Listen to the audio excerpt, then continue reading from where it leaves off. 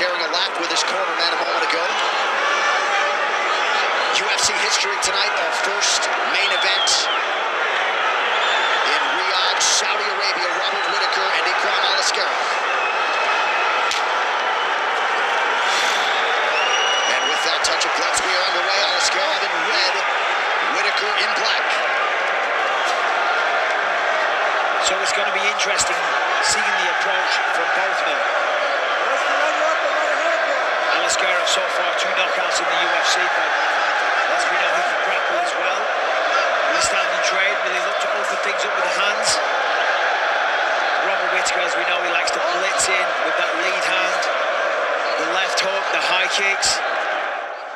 His ability to be so successful with the jab is because that jab comes from the hip. Robert Whitaker's not a guy that carries his hands up around his face. That left jab kind of comes up at a different angle than most expect. And for Alishkerov, I mean, it's such... Talk about jumping in the deep end.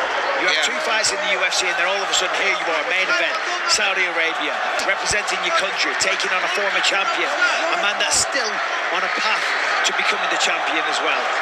And you guys may have seen those live odds, but this fight on paper was very close coming in, right? And that's just one lens through which to look at a fight. But Ikraam Alishkerov get a lot of respect from odds makers and from bettors alike. Well, when you watch this kid, you can understand why. He's one of those guys that, look, man, if the UFC matches you up with Paulo Costa in your 3rd or 2nd UFC appearance, you know that there's potential and someone sees that you have ability. Last week he was going to be in a co-main event. Tonight he's in the main event. Unbelievable that the kid is where he is right now, but he's in there now tonight with a guy that's been to the top of the sport. There it is. Huge connection by Whitaker. Follows up with a jab now. Head kick, sits him down for a second. That's it. Whitaker, and that'll do it. How about the Reaper? Robert Whitaker with a monumental statement in Riyadh. Unbelievable. Robert Whitaker does it again, and does it in style. Wow. Just like that, Aliskerov's 7-fight winning streak is a thing of the past, and Whitaker is on the short list now at 85. Hey, John, we talked about it's 2 months to Perth. Robert Whitaker comes out of here pretty clean. Maybe that dude turns around as a backup. He said he'd be down. Now, it seems like that's a real possibility. Robert Whitaker perfecting his craft.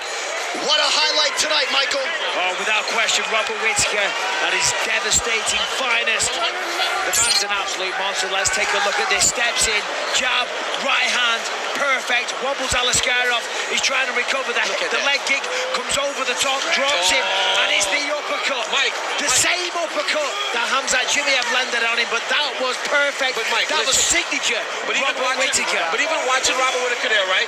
Instead of rushing with his hands, he tries to throw a head kick. Then he takes his time, he cages him, right? Trying to finish him, he goes, head kick. Okay, I got him hurt. Let me not just start throwing hands. He throws the head kick. That's one of his best combinations. Boom. Okay, I don't get him. Now watch him. Okay, I'm going to measure him. Okay, I think I see uppercut. Yeah. Bang. That's experience. That's a guy that has fought at the top of the sport for a really, really long time. And you saw...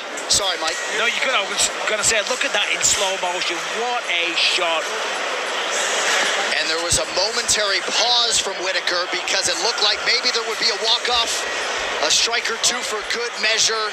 Robert Whitaker, man, has he distanced himself now from that result last summer against Dricus du Plessis. He has turned back Paulo Costa, and now Ikraam Alishkerov in succession.